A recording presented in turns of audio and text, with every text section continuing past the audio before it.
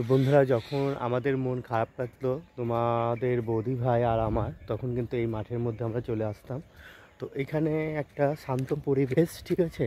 দেখো কত রকমের ফুল ফুটে আছে, এই ফুলগুলো প্রচণ্ড ভালো লাগে। দেখো, তো কথা হচ্ছে কি, এখন তোমাদের বৌদি ভাই আর নেই, আমাদের ছেড়ে অনেক দূর চলে গেছে, ঠিক আছে। তো এই হচ্ছে ব্যাপার। তো তাও কিন্তু আমি মাঝে মধ্যে কী বলতো এখানে আসি, আমার মনটা যদি খারাপ লাগে, প্রচণ্ড খারাপ লাগে, তখন কিন্তু এখানে আসি। এখানে এসে একটু এই পুকুরের সামনে, এ দেখো এরিয়াটা দেখিয়ে দিচ্ছি তোমাদেরকে। পুকুরের সামনে এসে একা একা প্রকৃতির সাথে কথা বলি। কিসের জন্য? তোমরা তো জানোই আমার তো কেউ নেই, ঠিক আছে। কার সাথেই বা কথা বলবো? একমাত্র এক সোশ্যাল মিডিয়া আর হচ্ছে প্রকৃতি। তো এই ফুলদেরকে আমি সব রকমের কথা বলি, এই গাছপালা, নদী নালা, এদের মাঝেই কিন্তু আমার সকালটা কেটে যায়। তো এখানে এসেছি আজকে, প্রচণ্ডই খারাপ লাগছিল মনটা, ঠিক আছে। মনটাকে ভাবলাম সোশ্যাল মিডিয়ার সাথে শেয়ার সাথে সাথে আমি প্রকৃতি, এই যে নদী নালা, সবার সাথে আমি শেয়ার করি আমার কথাগুলো। তো আমি একা একা ঘুরে বেড়াচ্ছি, দেখো কেউ নেই আশেপাশে, কেউ নেই, ফাঁকা এরিয়া। তার মধ্যেই কিন্তু আমি এখানে অনেক আসতাম। কিসের জন্য বলো তো? এখানে খুব ভালো লাগতো। ওই যে ওই গাছটাই আছে না, ওই যে গাছটা দেখো শুয়ে পড়েছে, আমার আর তোমাদের বৌদি ভাই না অনেক মানে শট আছে। আমরা যখন এখানে ঘুরতে আসতাম ছবি তুলতাম। তো গাছটা পড়ে আছে ঠিক মানে নিজের জায়গাতেই আছে, কিন্তু মানুষটা আমার কাছ থেকে চিরতরে বিদায় নিয়ে চলে গেছে। তো এগুলো দেখে প্রচণ্ড মন খারাপ মানে হচ্ছে আর কি। তো কিছু করার নেই। কিসের জন্য? মানে যার জীবনে কেউ নেই, তার জীবনে কেউই থাকে না। তো তার মাঝে নিজেকে একটু মানে খুশিটা করে নিতে হয় আর কি। তো আজকে সকাল থেকে আমার প্রচণ্ড মন খারাপ। তোমরা তো দেখেছি আমার দু একটা ভিডিও আমি দিয়েছি, ঠিক আছে। মানে সকাল থেকে এতটাই মন খারাপ, কি বলবো, প্রচণ্ড প্রচণ্ড মন খারাপ। আর মানে আমি তোমাদের বৌদিভাই স্বপ্নও দেখেছি, ঠিক আছে। স্বপ্ন দেখেছিলাম কি না, তো এই জন্য আরও মানে প্রচণ্ড মন খারাপ। তো এই জন্য ভাবলাম একটু আমি একা একা একাই থাকি, ঘরের মধ্যেও একা একা থাকি। তোমরা তো দেখেইছো, ঠিক আছে। আমার তো কেউ নেই। ছোটোবেলাতে মা বাবা মরে যায়, তারপর বিয়ে করলাম।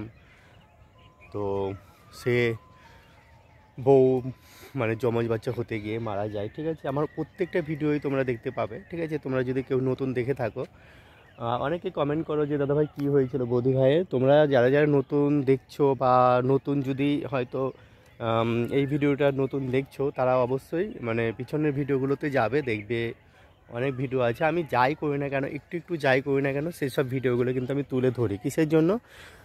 এটা আমার ভালো লাগে, এটা আমার মনকে আমি সান্ত্বনা দেই, ঠিক আছে।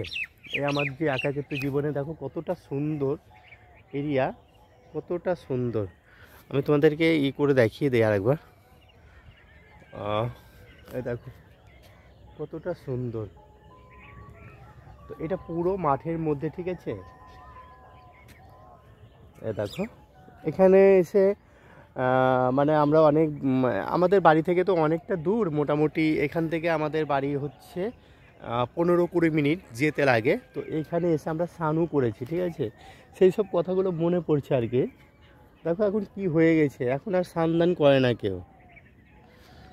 তো এই ছিল একটা, বন্ধুরা, আজকে ছোট্ট একটা ব্লগ ভিডিও, ঠিক আছে, আমি তোমাদের সাথে শেয়ার করলাম। তো একাই এসছি আমি, ঠিক আছে। যেখানেই যাই একা একাই যাই, ঠিক আছে। ভালো লাগছিল না, তো ভাবলাম কি না তোমাদের সাথে শেয়ার করি। তো তোমরা ভালো থাকো, তোমরা সুস্থ থেকো, আর তোমরা যেভাবে আমাকে ভালোবাসছো সেভাবেই ভালোবেসো।